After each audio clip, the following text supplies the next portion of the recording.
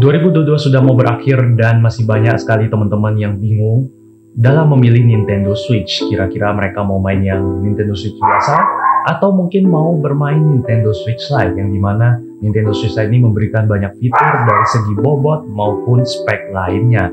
Nah, di sini aku kepengen membagi beberapa pengalamanku ketika aku telah menggunakan Nintendo Switch Lite maupun Nintendo Switch yang sekarang ini. Jadi benar-benar aku harap dengan video ini bisa membantu teman-teman dalam memutuskan kira-kira konsol mana sih yang cocok buat teman-teman semua. Dimulai dari playstyle teman-teman. Kalau misalnya teman-teman itu sukanya main sendiri tanpa ada mungkin bermain local co-op, mungkin kalaupun bermain sama teman lebih banyak wireless ataupun mungkin online, aku saranin teman-teman lebih bagus membeli Nintendo Switch Lite. Selain dengan harga yang lebih murah, bobot yang lebih ringan, teman-teman bisa bermain experience handheld yang lebih lama dan juga nyaman. Jadi kalau dari aku pribadi, setelah aku menggunakan Nintendo Switch Lite itu bener-bener nyaman banget.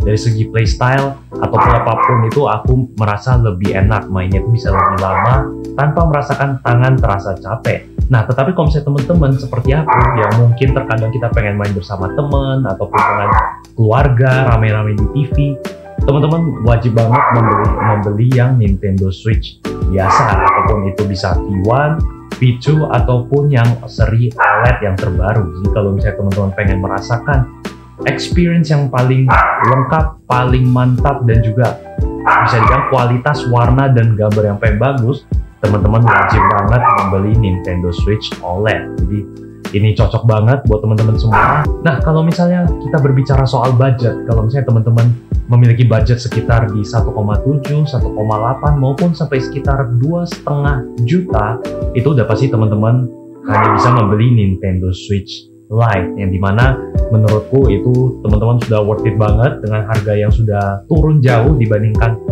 pas 2020 atau saat pandemi, yang dimana harganya naik 2 kali lipat.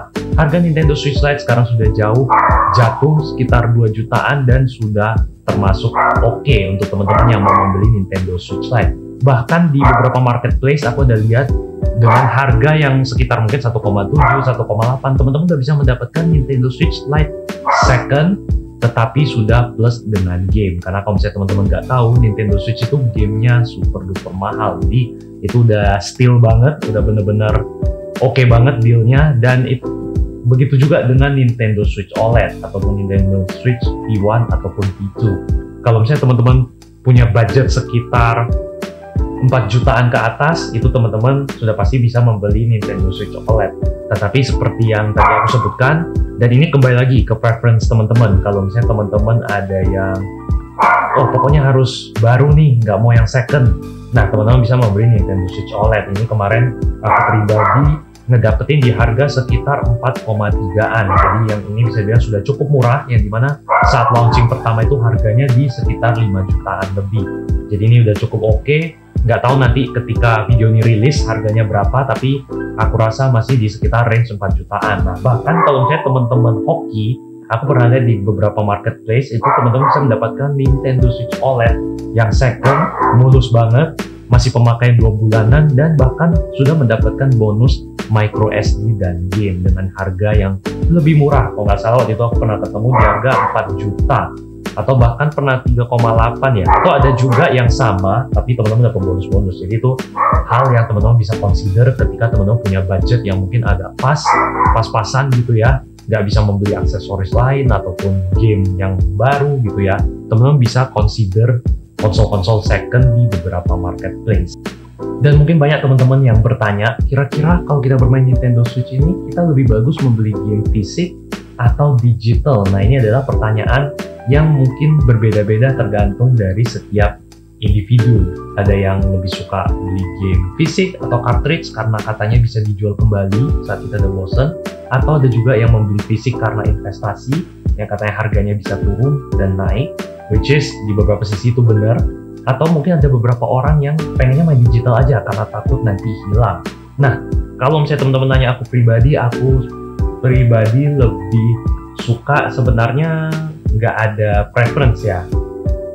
Nah, mungkin kalau teman-teman nanya aku pribadi, aku jujur tidak ada preferensi, aku tidak ada kayak, oh harus fisik semua, oh harus digital semua. Jadi aku jujur nggak ada preferensi seperti itu, tetapi aku lebih melihat ke segi harga. Jadi ketika misalnya aku suka dengan satu game, misalnya aku lihat di eShop, harganya sekian, dan aku bakal ngecek ke Tokopedia untuk game yang sama. Kira-kira harganya berbeda jauh nggak sih? Apakah game ini nantinya akan dimainkan oleh adikku juga, misalnya dia mau, atau tidak? Jadi banyak sekali pertimbangan, tapi aku bakal memilih mana yang lebih murah.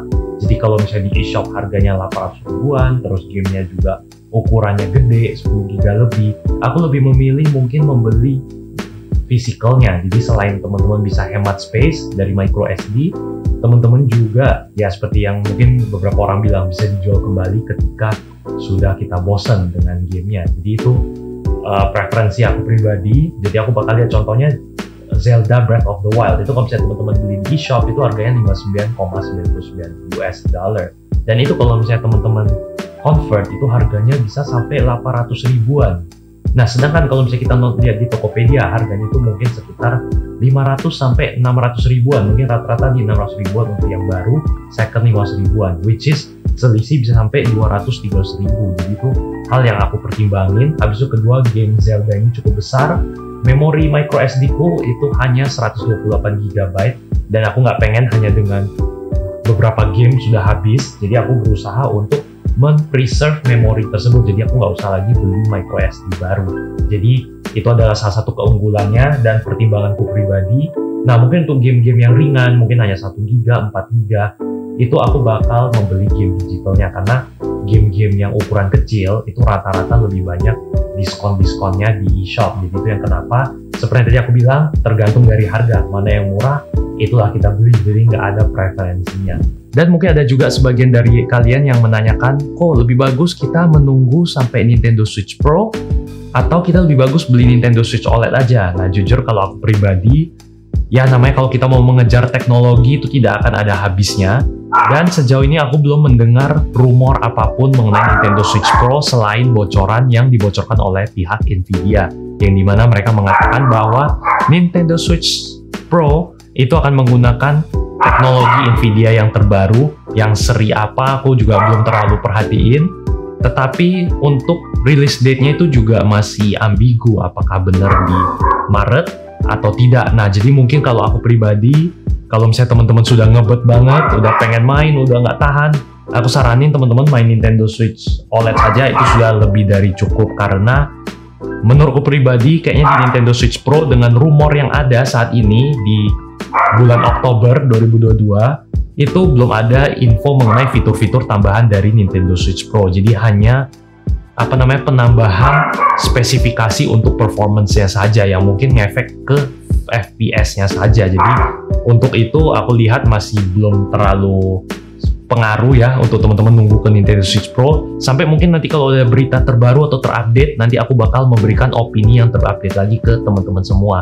Tapi kalau misalnya teman-teman ada yang lebih bagus nunggulah, nggak buru-buru kok, dan juga budgetnya sudah lumayan, maksudnya pas-pas ataupun cukup, teman-teman boleh nabung beberapa bulan lagi untuk nanti memang release date-nya di Maret, karena bisa dibilang dia cukup awal ya, kalau nggak salah Maret atau Mei gitu ya, kalau nggak salah, jadi awal tahun depan katanya bersamaan dengan Zelda yang terbaru. Jadi teman-teman ada dua pilihan, teman-teman boleh nunggu, atau kalau misalnya udah ngebet, teman-teman boleh yang OLED saja. Jadi nanti untuk produknya aku bakal share di link di bawah, jadi teman-teman gak usah capek-capek lagi, aku udah share link untuk toko yang paling aku percaya dalam membeli aksesoris ataupun game-game Nintendo Switch ini. Jadi seperti biasa, jangan lupa like, share, subscribe, share ke teman-teman kalian. Dan kalau misalnya teman-teman ada opini lain yang di luar dari yang aku sebutkan, teman-teman boleh komen di bawah, kira-kira menurut teman-teman seperti gimana pendapat teman-teman, yang mungkin juga bisa membantu teman-teman lainnya untuk menentukan kira-kira konsol mana yang cocok untuk mereka. Dan kalau misalnya ada teman-teman ada saran juga buat aku, teman-teman juga boleh komen di bawah.